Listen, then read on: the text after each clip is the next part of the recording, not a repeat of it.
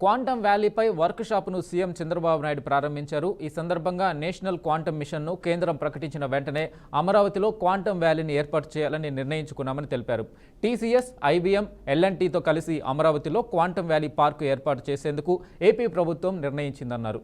పాలనలో పారదర్శకత, వేగం, జవాబుదారీతనం కేవలం ఐటీ మాత్రమే తేగలదని విశ్వసించానని అన్నారు. గతంలో హైదరాబాద్లో ఐటీ సంస్థలను ప్రోత్సహించేందుకు హైటెక్ సిటీని నిర్మించామన్నారు.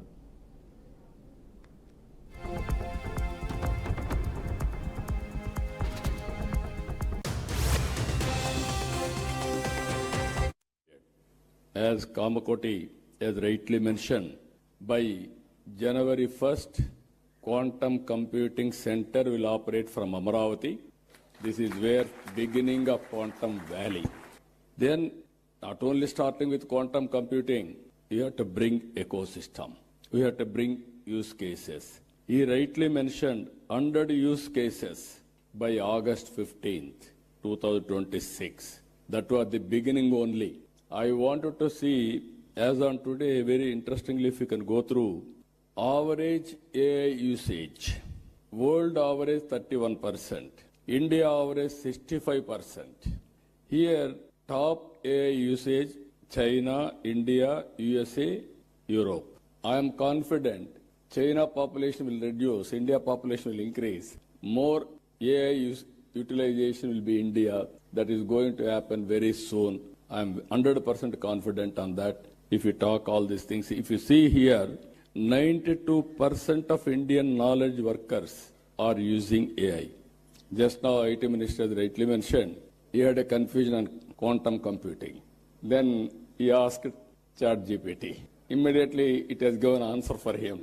Then no need to shy away, or otherwise, he got answer for that. That is the future. Now I'm saying to all my workers, everybody, any doubt, you can go, you can prepare with ChatGPT, this type of. AP CM Chandrababu సాంకేతిక విప్లవం రెండో chapter quantum computing valley అని, ప్రజా రాజధాని అమరావతిని దక్షిణాసియాలోనే మొట్టమొదటి quantum వ్యాలీగా మారుస్తామని విద్యా, IT శాఖల మంత్రి నారా లోకేష్ పేర్కొన్నారు. విజయవాడలోని నోవాటెల్ హోటల్లో నిర్వహించిన అమరావతి క్వాంటమ్ వ్యాలీ వర్క్షాప్లో సీఎం చంద్రబాబుతో కలిసి మంత్రి నారా లోకేష్ పాల్గొన్నారు. ఈ వర్క్షాప్నకు హాజరైన శాస్త్రవేత్తలు, పరిశోధకులు, సాంకేతిక నిపుణులు, విద్యారంగ ప్రముఖులు, పారిశ్రామికవేత్తలు, ఇతర అధికారులకు స్వాగతం పలికారు. అమరావతి వర్క్షాప్ 2025 మమ్మల్ని స్వాగతించడం గౌరవంగా భావిస్తున్నానని మంత్రి లోకేష్ అన్నారు. PhDs, fellowship, close to 50 plus unicorns, nurture next generation PhDs, fellowships and internships focused exclusively on quantum science and engineering. We are not just building technology, we are building human capital that can shape the future of technology. Under the visionary leadership of Mr. Naidu, Andhra Pradesh is not just dreaming big, we are building smart and fast. We are developing a dedicated quantum research zone within Amravati Knowledge City, single window clearances for quantum startups, labs and foreign R&D centers, plug and play research infrastructure with L&T, IBM and DRDO as anchor partners. And when vision meets velocity, innovation thrives. Honestly, all of us here are in this workshop to learn about quantum technologies. The leaders, the industry leaders were presenting. It felt like I was back in college, my good old days in Carnegie Mellon. I think there's a lot to learn. In the last 2 decades, the entire sector has gone through a lot of transformation, but we as Andhra Pradesh would like to lead this from the front. Let Amravati become to Quantum Valley what Silicon Valley became to software, a global symbol of innovation, excellence and aspiration. You know, it's very rare we come across visionary leadership. India is lucky to see the next version of Mr. Naidu, and we're really witnessing history here. When history is created, we really don't understand its impact and the transformation it will have on all of us. And I think we're very fortunate to have a leader like Mr. Naidu to lead from the front. So let Amravati let us together script India's next technological chapter, quantum by design and quantum by resolve. I'd like to thank every one of you for giving me this wonderful opportunity, and I'd like to thank the Honorable Chief Minister for making me part of his journey of creating history. Close to 50 plus unicorns, nurture next generation PhD. విజయవాడలో వరదకు కారణమైన Budameru గండ్లను పూడ్చి CC వాల్ను నిర్మించారు. తాజాగా ఈ పనులు పూర్తి కావడంతో మంత్రి నిమ్మల రామానాయుడు కీలక వ్యాఖ్యలు చేశారు. అత్యవసర పరిస్థితుల్లో ఆనాడు తాత్కాలికంగా పూడ్చిన 3 గండ్లు కలుపుతూ 23 కోట్లతో సీసీ వాల్ నిర్మాణం చేపట్టామన్నారు. సీజన్ మొదలయ్యేలోగా సీసీ వాల్ పనులు పూర్తి చేశామని నిమ్మల చెప్పారు. వెలగలేరు వద్ద రెగ్యులేటర్ గేట్లు మార్చి 1,08,00,000తో కొత్త గేట్లను అమర్చామని మంత్రి నిమ్మల తెలిపారు. బుడమేరు గట్టు పటిష్టత కోసం వెలగలేరు నుంచి ఈలప్రోలు వరకు 7 కిలోమీటర్ల పొడవున గ్రావెల్ రోడ్డు నిర్మాణం చేపట్టామని పేర్కొన్నారు. ఎనికేపాడు నుంచి కొల్లేరు వరకు 57 కిలోమీటర్ల పొడవున బుడమేరు డ్రైన్ పూడికతీత పనులు జరుగుతున్నాయన్నారు.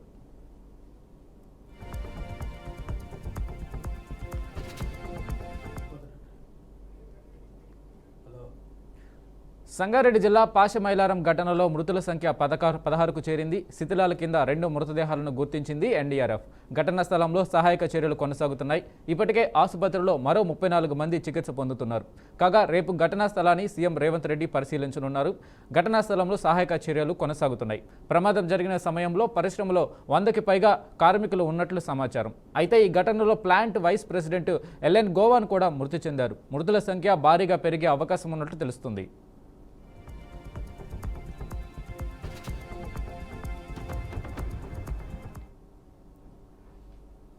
కాగా ఘటనా స్థలాన్ని మంత్రులు దామోదర రాజనరసింహ, వివేక్ వెంకటస్వామితో పాటు మాజీ మంత్రి హరీష్ రావు, గూడెం మహిపాల్ రెడ్డి పరిశీలించారు.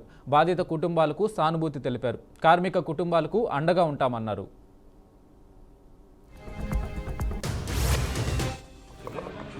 మిగతా అందరు ఎవరు కూడా ఈరోజు పొద్దున జరిగిన సంఘటనలో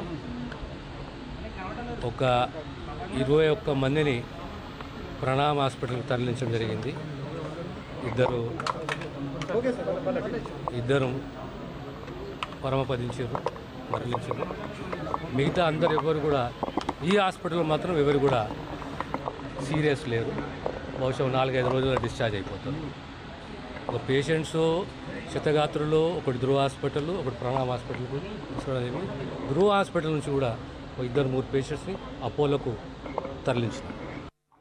పేషెంట్స్ చూసిన తర్వాత హరీష్ రావు గారు ఏదైతే వ్యాఖ్యలు చేసినారో, ఏమని ప్రభుత్వము సరిగా రెస్పాండ్ కాలేదు, కార్పొరేట్ హాస్పిటల్స్కి పంపించలేదని చెప్పి ఆయన విమర్శలు చేయడం జరిగింది. నేను అక్కడ కూడా చెప్పినాను, మళ్ళీ ఒకసారి చెప్తున్నాను. ఇలాంటి సంఘటనలో మెయిన్ ప్రాబ్లము ఎగ్జాషన్ ఉంటుంది, బ్రీదింగ్ డిఫికల్టీస్ ఉంటాయి, డిహైడ్రేషన్ ఉంటుంది. దీనికి ఫస్ట్ ట్రీట్మెంట్ ఆక్సిజన్ ఇచ్చేది. అందు గురించి వీళ్ళందరినీ కూడా దగ్గర హాస్పిటల్లో షిఫ్ట్ చేసి ఆక్సిజన్ ఇచ్చి, కొందరికి ఎవరైతే క్రిటికల్గా ఉన్నారో 12 మంది వాళ్ళందరికీ కూడా వెంటిలేటర్ పైన పెట్టడం జరిగింది. చాలామంది బర్న్స్తో ఉన్నారు. ఎవరైతే 60-70% బర్న్స్ ఉన్నాయో వాళ్ళందరూ కూడా క్రిటికల్ స్టేజే ఉంటుంది. 3-4 రోజులు పడుతుంది నిజంగా అసెస్ చేయడానికి.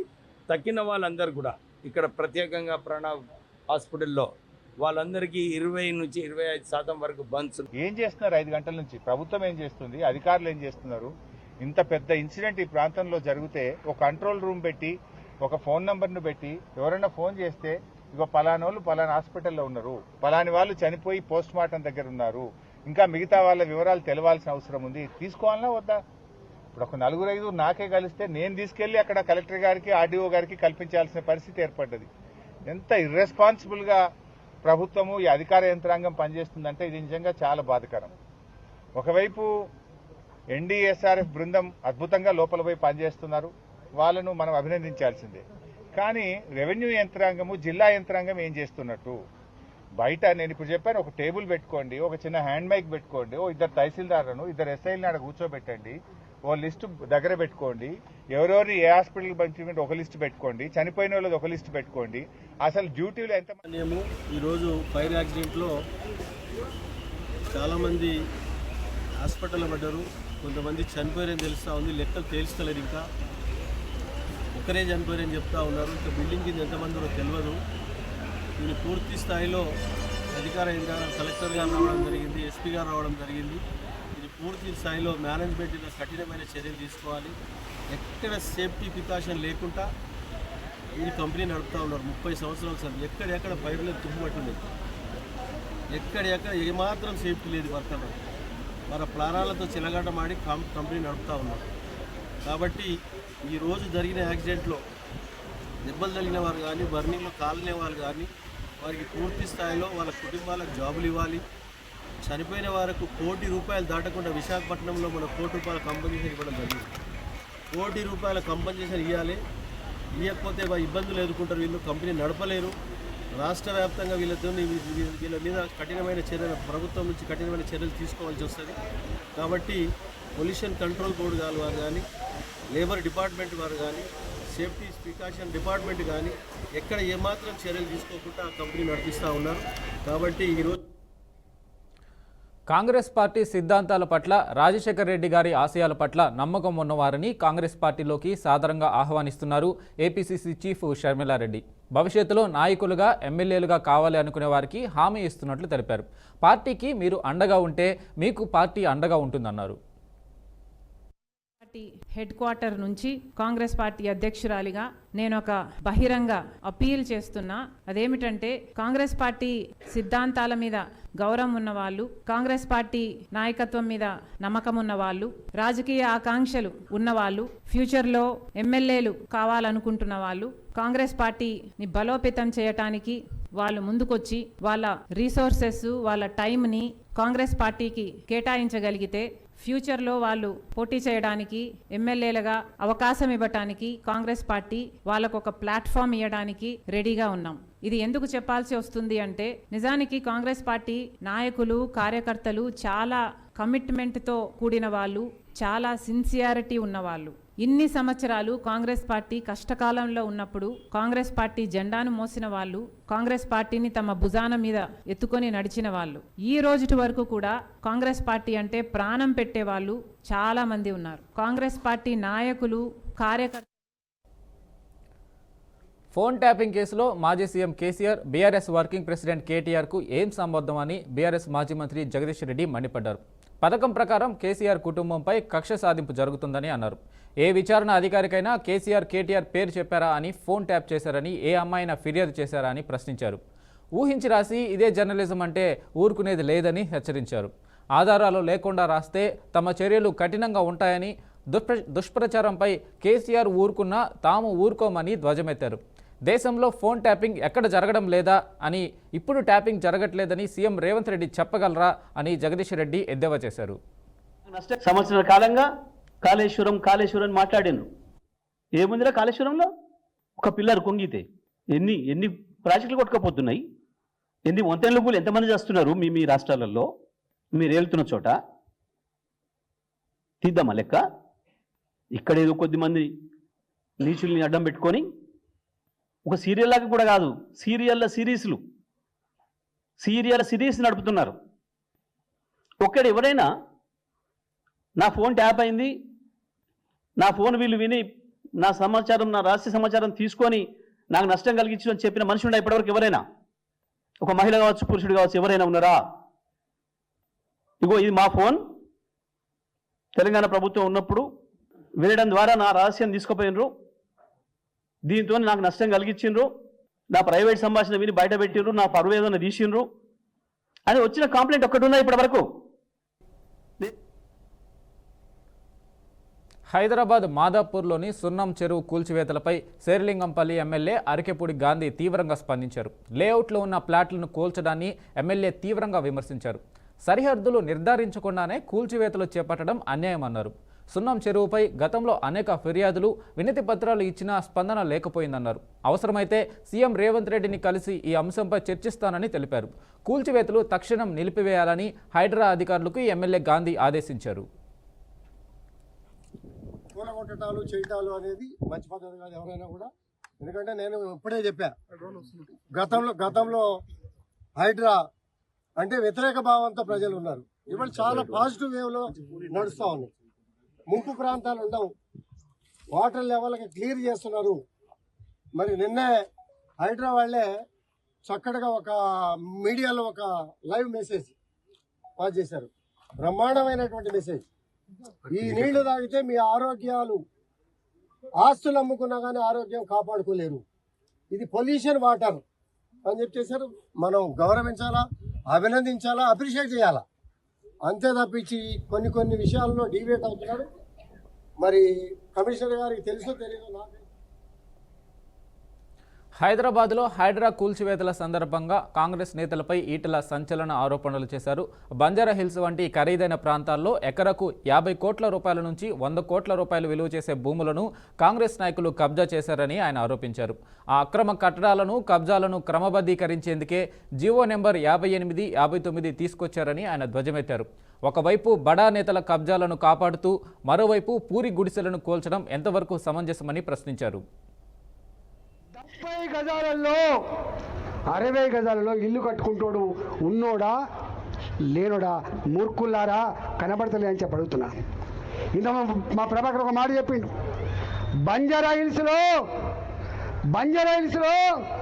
ఒక్కొక్క ఎకరం 50 కోట్లు, 60 కోట్లు, 100 కోట్లు గా భూములని నీ పార్టీ నాయకులు, డబ్బున్నోళ్ళు, కలిగినోళ్ళు, ఇవాళ అధికారంలో ఉన్నోళ్ళు ఆక్రమించుకుంటే దాన్ని రెగ్యులరైజ్ చేయడానికి ఇంతకుముందు చెప్పినట్టుగా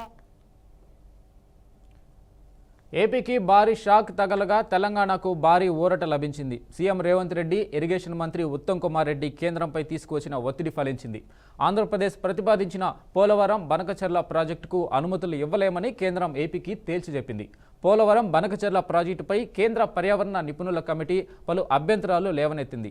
ప్రాజెక్టుపై అనేక అభ్యంతరాలు వచ్చాయని, అనుమతులు ఇవ్వాలంటే గోదావరి నదీ జల వివాదాల ట్రైబ్యునల్ అవార్డు పరిశీలించాల్సి ఉంటుందని తెలిపింది. కేంద్ర జలసంఘంతో సంప్రదింపులు జరపడం అత్యవసరమని స్పష్టం చేసింది.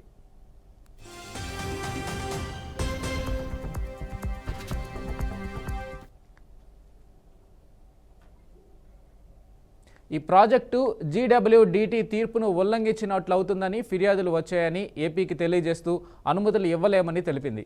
అయితే తెలంగాణ ప్రభుత్వం ఈ ప్రాజెక్టు గోదావరి నదీ జల వివాదాల ట్రైబ్యునల్ తీర్పును ఉల్లంఘిస్తుందని, ఆంధ్రప్రదేశ్ చేసిన డిజైన్ మార్పులు తమ జల హక్కులను కాలరాస్తాయని ఆరోపిస్తూ కేంద్రానికి ఫిర్యాదు చేసింది.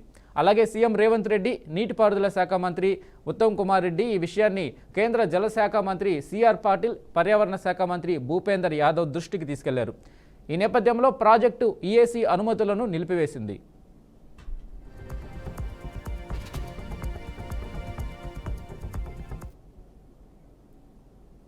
ఏపీ, తెలంగాణలో బీజేపీ అధ్యక్ష పీఠంపై ఉత్కంఠకు తెరపడింది. దాదాపు 2 తెలుగు రాష్ట్రాల్లో పార్టీ రథసారథుల ఎంపిక ప్రక్రియ పూర్తయినట్లు సమాచారం. తెలంగాణ భారతీయ జనతా పార్టీ అధ్యక్షుడిగా మాజీ ఎమ్మెల్సీ నారపరాజు రామచంద్రరావు పేరు ఖరారైంది. ఈ మేరకు నామినేషన్ వేయాలని పార్టీ అధిష్టానం నుంచి ఆదేశాలు రావడంతో నామినేషన్ వేశారు. రామచంద్రరావు ఏకగ్రీవం అయినట్లు తెలుస్తుంది. ఇక ఏపీ బీజేపీ అధ్యక్షుడిపై కసరత్తు కొలిక్కి వచ్చింది. రాష్ట్ర బీజేపీ అధ్యక్షుడిగా మాజీ ఎమ్మెల్సీ మాధవ్ బరిలో దిగారు. నామినేషన్ కూడా దాఖలు చేశారు. ఇక మంగళవారం ఎన్నిక జరగనుంది. అదే రోజు సాయంత్రం ఫలితాలు ప్రకటించనున్నారు. అయితే ఈ అధ్యక్ష పీఠంపై పలువురు ఆశావాహులు ఆశలు పెట్టుకున్నారు. ఏపీ బీజేపీ అధ్యక్షుడిగా మాజీ ఎమ్మెల్సీ మాధవ్ ఎన్నిక లాంఛనమే అయినట్లు పార్టీ వర్గాల్లో చర్చ జరుగుతుంది.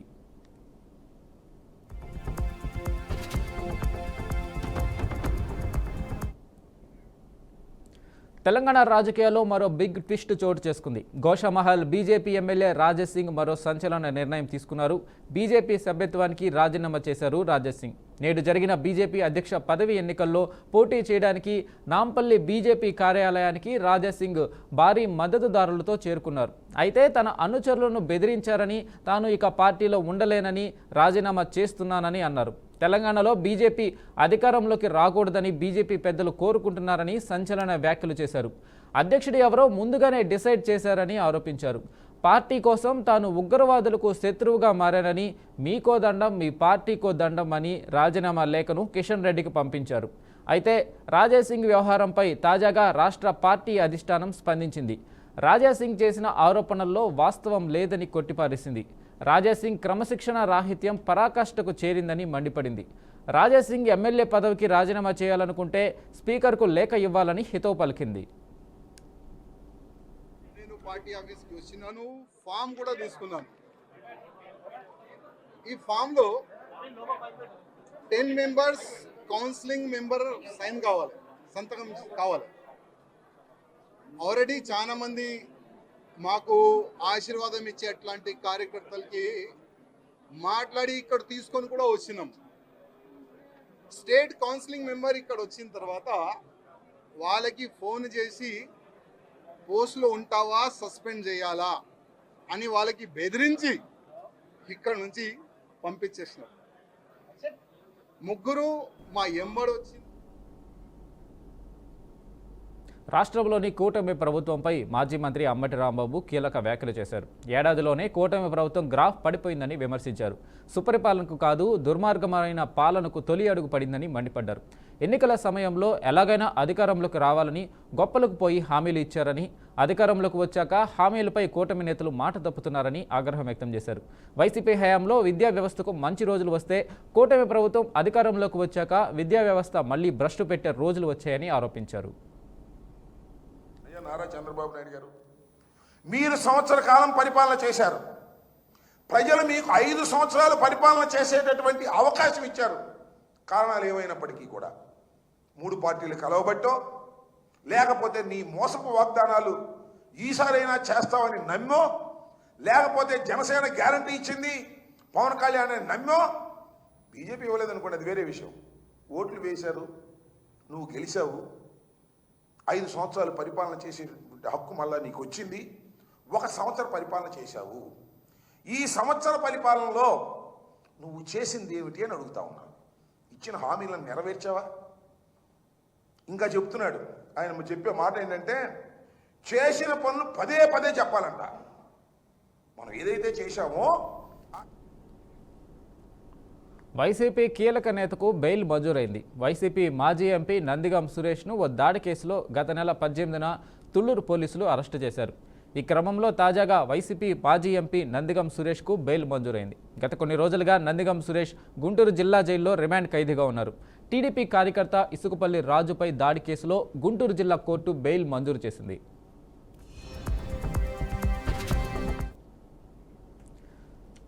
చంద్రబాబు చెప్తే అధ్యక్షుడిని పెట్టే పార్టీ బీజేపీ కాదన్నారు కేంద్ర మంత్రి బండి సంజయ్. అధిష్టానం ఇంకా తెలంగాణ రాష్ట్ర బీజేపీ అధ్యక్షుడిని ప్రకటించలేదన్నారు. ఎవరికి వాళ్ళు చంద్రబాబు ప్రకటించాడు, ఎవరో ఇంకొక ఆయన ప్రకటించారు అంటే కాదని మండిపడ్డారు.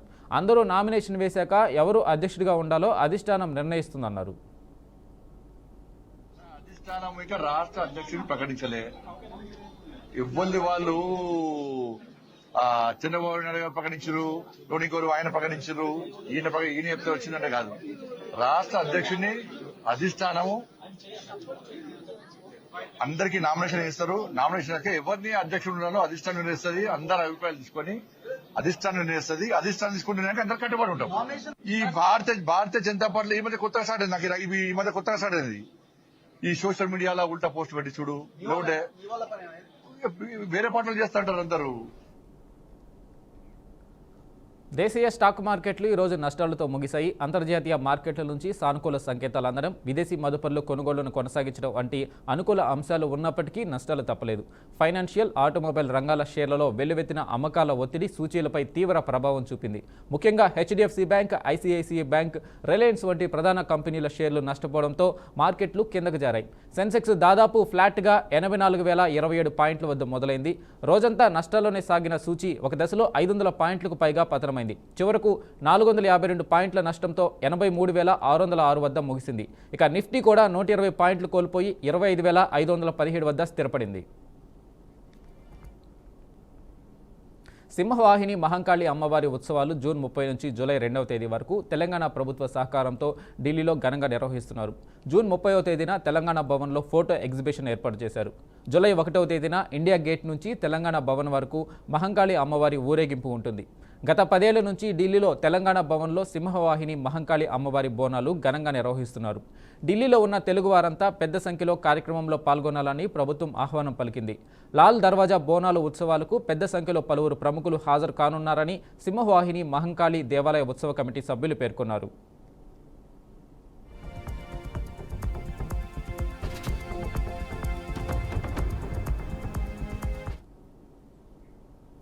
దేశ రాజధాని ఢిల్లీలో వాయు కాలుష్యాన్ని నియంత్రించేందుకు ప్రభుత్వం కీలక నిర్ణయం తీసుకుంది. రాజధాని నగరంలో తొలిసారిగా కృత్రిమ వర్షం కురిపించేందుకు ఏర్పాట్లు చేస్తుంది.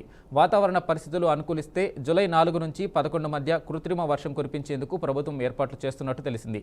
ఇందుకు సంబంధించిన సాంకేతిక కార్యకలాపాలను ఐఐటి కాన్పూర్ చూసుకుంటున్నట్లు అధికారులు తెలిపారు.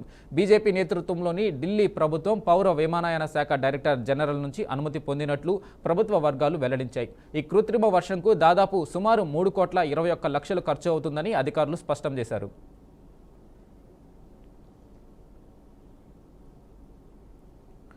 హిమాచల్ ప్రదేశ్లోని కాంగ్రా, కుల్లు జిల్లాల్లో క్లౌడ్ బర్స్ట్ల కారణంగా ఆకస్మిక వరదలు సంభవించాయి. ఈ వరదల్లో ఇప్పటి వరకు 7 మృతి చెందారు. మరో 7 నుంచి 20 మంది వరకు గల్లంతయ్యారు. గల్లంతైన వారి కోసం రెస్క్యూ ఆపరేషన్లు 3 రోజులుగా కొనసాగుతున్నాయి. భారీ వర్షాలు అడ్డంకిగా మారుతున్న సహాయక చర్యలు ముమ్మరంగా జరుగుతున్నాయి. ఇక ఉత్తరాఖండ్లో కూడా వర్షాలు విధ్వంసాన్ని సృష్టిస్తున్నాయి. కొండ చర్యలు విరిగిపడడంతో 2 మృతి చెందారు. మరో 7 గల్లంతయ్యారు. ఉత్తరకాశీ జిల్లాలో జరిగిన ఈ ఘటనతో చార్ధామ్ యాత్రను తాత్కాలికంగా నిలిపివేశారు.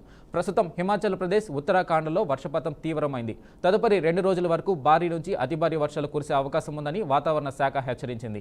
హిమాచల్ ప్రదేశ్లోని 10 జిల్లాలకు, ఉత్తరాఖండ్లోని 3 జిల్లాలకు రెడ్ అలర్ట్ జారీ చేశారు. ఇప్పటి వరకు హిమాచల్ వర్షాలకు సంబంధించి మొత్తం 17 మంది ప్రాణాలు కోల్పోయినట్లు అధికారులు వెల్లడించారు.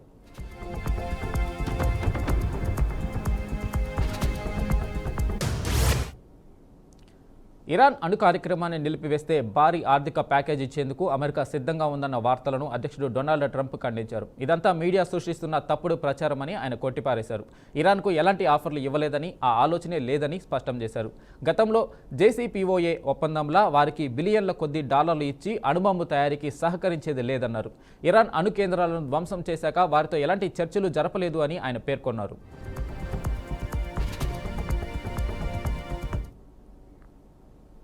అగ్రరాజ్యం అమెరికాలో మరోసారి కాల్పుల కలకలం రేగింది. ఉత్తర ఇడహోలోని కార్న్ఫీల్డ్ పర్వత ప్రాంతంలో అగ్నిమాపక సిబ్బందిపై దుండగులు కాల్పులు జరిపారు. ఈ కాల్పుల్లో 2 వ్యక్తులు మరణించారు. కోటనై కౌంటీలోని కార్న్ఫీల్డ్ పర్వతం సమీపంలో అగ్ని ప్రమాదం సంభవించింది. సమాచారం అందుకున్న అగ్నిమాపక సిబ్బంది హుటాహుటిన అక్కడికి చేరుకున్నారు. అక్కడ మంటలు ఆర్పుతున్న సిబ్బందిపై గుర్తు తెలియని దుండగుడు రైఫిల్స్తో కాల్పులు జరిపినట్లు కోటనై కౌంటీ కార్యాలయం తెలిపింది. ఈ కాల్పుల్లో 2 సిబ్బంది ప్రాణాలు కోల్పోయినట్లు వెల్లడించింది. అప్రమత్తమైన అధికారులు నిందితుడిని పట్టుకునేందుకు తీవ్రంగా ప్రయత్నిస్తున్నట్లు చెప్పారు.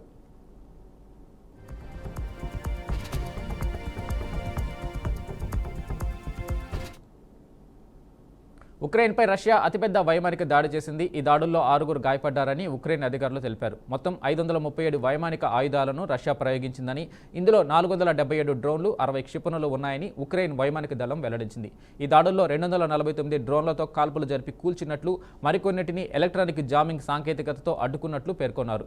ప్రజల ప్రాణాలకు అవసరమైన అన్ని మౌలిక సదుపాయాలను టార్గెట్ చేస్తుందని ఉక్రెయిన్ అధ్యక్షుడు వ్లాదిమిర్ జెలెన్స్కీ ఆరోపించారు. ఈ తీవ్రమైన దాడి నేపథ్యంలో 3 ఏళ్లుగా కొనసాగుతున్న యుద్ధ ముగింపు ప్రయత్నాలపై గంభీర ప్రభావం పడినట్లు విశ్లేషణలు వెలువడుతున్నాయి.